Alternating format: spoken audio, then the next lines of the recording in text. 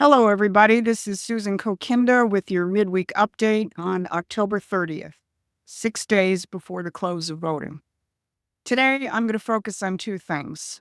In not only ensuring victory for Donald Trump and a landslide victory on November 5th, but also preparing for whatever the enemy throws at us on November 6th and subsequently.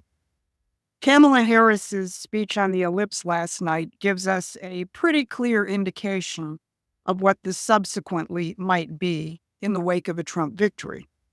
Of course, Joe Biden didn't give her much of an assist in stopping a Trump victory with his comment yesterday that Trump supporters are garbage. But look at Kamala's speech from the perspective of her controllers, who are preparing for the possibility that they will not be able to stop a Trump victory. Author Lee Smith and the just released from prison Steve Bannon previewed this in the hours before her ellipse speech. Lee Smith's piece, which is posted by Tom Klingenstein, is entitled, "Is the Left Preparing for War if Trump Wins?"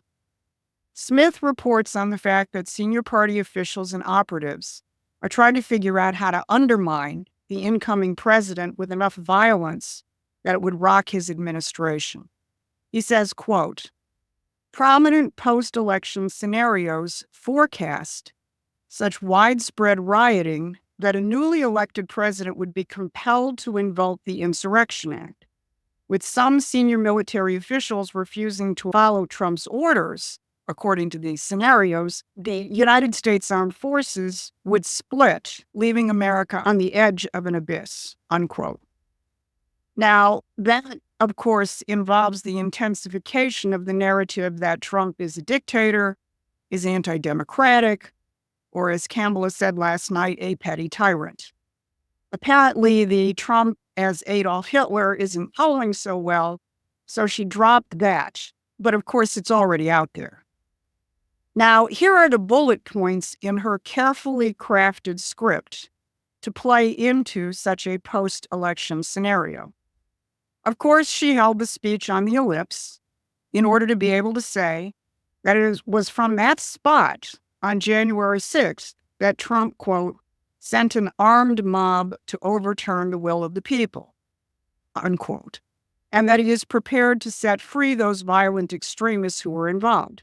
She continues that he intends to deploy the U.S. military against people he disagrees with and is out for unchecked power. That was all within the first few minutes of her speech. A little later on, she threw in the obligatory claim that Trump disrespects our men and women in uniform and insults, belittles, and ignores four-star generals. Frankly, I can think of plenty of 4 and 3 stars who should be insulted and ignored. Retired General John Kelly's now repudiated and unsubstantiated claim that Trump praised the loyalty of Hitler's generals is part of their preparation. Now, go back to Lee Smith's extensive and well-documented piece, where he says that the purpose of all of this Hitler narrative is not to alter the votes of the hardcore left-wing Americans who are already solidly in the anti-Trump camp, but rather to justify taking extreme measures against Trump and the America First movement and ensure that the bulk of the military sides with the anti-Trump side of things in order to immobilize the nation with violence in the wake of a Trump victory. So are Lee Smith and others just pulling scenarios out of the air? No. As he reports, and as we've documented extensively, there is a network of think tanks, journalists, political figures, and intelligence and military operatives who are wargaming precisely this.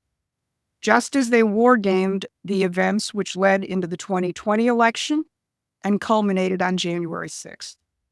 Back then, it was under the rubric of the Transition Integrity Project. Today, it is the Democracy Futures Project and the Brennan Center, and it has some of the same personnel, especially Rosa Brooks, who was a former assistant to George Soros and a former Obama Pentagon official. Now, while Lee Smith and others really do an excellent job in covering the players and the ins and outs of these war games. Most of them don't go up the food chain to the controlling role of the British and the globalist financier elite who actually run these operations. Now, this has been our forte for decades. If you look at the umbrella group, PACE, Philanthropy for Active Civic Engagement, you will see the entire octopus of globalist institutions that are centered in the foundations, the modern-day equivalent of the powerful Fondi, which administers these projects for the empire. Promethean Action's Barbara Boyd and Robert Ingram are among the world's leading researchers and writers on this, having been on this beat for decades. So I encourage you to subscribe to Promethean Action so you can get this higher-level picture of how these operations are being run. That being said, let me go back to Rosa Brooks, again, a central figure in all the wargaming. She wrote an article for Foreign Policy magazine back in 2017, which was entitled, 3 Ways to Get Rid of President Trump Before 2020.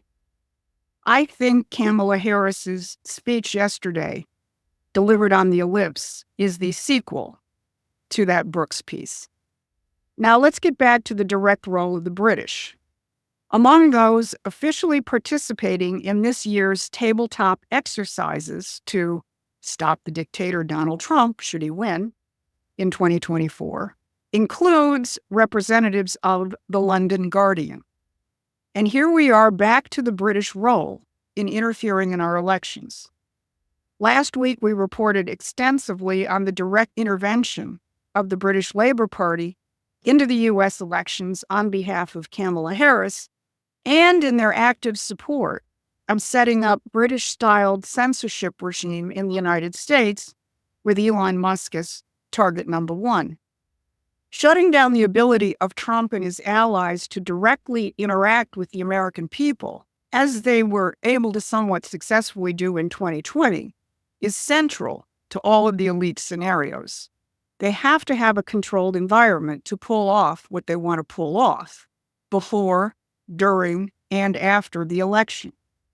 Having Musk as the owner of X and Tucker Carlson with his own platform, or Trump being interviewed for 3 hours by Joe Rogan, throws one hell of a monkey wrench into their need for lockdown mind control. So it's important to be aware of the enemy's plans, but don't get freaked out. Look at the state of the battle as it stands today, 6 days before the election. Donald Trump has done something truly remarkable. By shifting the battle away from the play acting of the past 40 years, where 2 completely controlled entities, known as the Democratic and Republican parties, were engaged in fights over which brand of policies would best serve the globalist financier elite, to today, where thanks to Trump's vision and courage, we have a real opposition party. As J.D. Vance recently said, this is the first opposition party we've had in 40 years.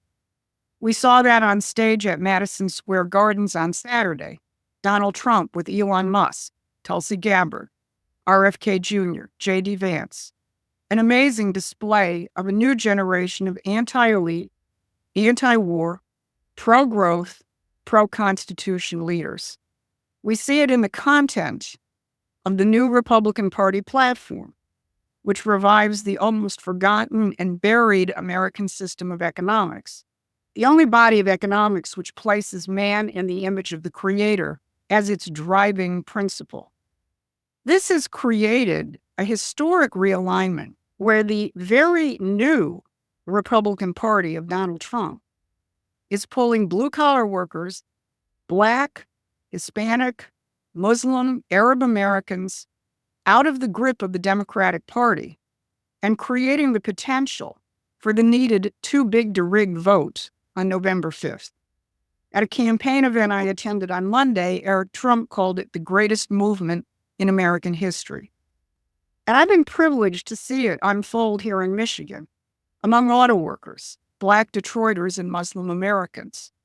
I want to take a few minutes to just give a firsthand report of this process. I was at an event on Sunday in a blue-collar community just south of Detroit, which has a large Muslim, mostly Yemeni population. The event, which featured Hamtramck Mayor Amir Ghalib, a Democrat, whose courageous endorsement of Donald Trump several weeks ago opened the door to Muslim and Arab leaders in Michigan, who have now also endorsed President Trump and joined him on stage in Novi, Michigan last Saturday. But it was at this Sunday event where Mayor Ghalib presented to a largely Muslim and Arab American audience the journey he's gone through, from coming to the United States as a teenager, working in a factory for 10 hours a day to support his family, getting his high school diploma, launching a successful career, and then becoming mayor of Hamtramck in 2021 with the first majority Muslim city council in the country, and then to what led him into a personal dialogue with President Trump and to his endorsement of Trump. The discussion which followed his speech was remarkable. I would say it was a truly platonic dialogue. It included a back and forth with a member of the audience who has abandoned support for first Biden, now Harris, and the Democrats, but is not prepared to support Trump because of the, in truth, anti-Muslim positions taken by many Republicans in the past, and a few still to this day. He challenged Mayor Ghalib on that thesis, and the mayor responded by making the point that while he and Trump do have disagreements, he and the community he represents are now part of a political and strategic discussion. Minds may not have been changed on either side of that back and forth, but what to me augurs tremendous hope for the future is that such dialogue is now taking place. 2 nights earlier, I was at the 180 Church in Detroit, the church pastored by Lorenzo Sewell, who spoke at the Republican convention, where a similar dialogue is occurring in the Black community about the failure of the Democratic Party in serving Detroit and the Black population, and the growing openness of Black Detroiters to consider Trump and the new Republican Party. This is not only what the elites are terrified of, but it is also the antidote to their election and post-election scenarios. War games and psychological warfare only exist in a controlled environment, one that limits the vision of its targeted population to impotent choices and divisions. When one lifts one's eyes off the tabletop and looks at the real dynamic of history, you discover that the enemy is not the one you've been taught to fight, but rather the game masters of the British Empire, who pit Jews against Muslims, or Blacks against whites, or workers against manufacturers, while they try and maintain their supranational control through war and money. Promethean Action has just released a short, pungent leaflet under the title Election Interference, Assassinations, Free Trade, It's the British. Circulation of that leaflet going into and coming out of November 5th will be a critical component in ensuring victory and preventing Rosa Brooks's scenarios from playing out. Equally important will be ensuring a House and Senate Republican majority, despite the fact that some of those Republicans will be what I've called trinos, Trumpers in name only. But we have to have a Republican majority to prevent the other post-election scenario, the one put forward by the crazy Jamie Raskin to not certify Trump's victory under the pretext of the Insurrection Act. And we obviously also have to ensure that Trump is going to be able to move his American system policies forward immediately. So in closing, I want to return to the puppet Kamala's speech. She used the term petty tyrant a couple of times last night, a few times in reference to Donald Trump, but the other time was in describing the American Revolution as one where we, quote, wrested freedom from a petty tyrant. We didn't win our freedom from some guy who had some tyrannical whims. We fought the American Revolution against an imperial system, a system of oligarchy and central banking and slavery and war, all of which are now represented by today's Democratic Party. We won the Revolutionary War and established our constitutional republic to give mankind the institutions which will protect and foster the ability of our people to be free to create a better future for all of mankind. We're on the verge of restoring that. So organize hard and organize smart in the days and weeks ahead. This has been your Midweek Update. Thanks for listening. Thanks for your continued support. Please take a moment and subscribe to our free newsletter at prometheanaction.com.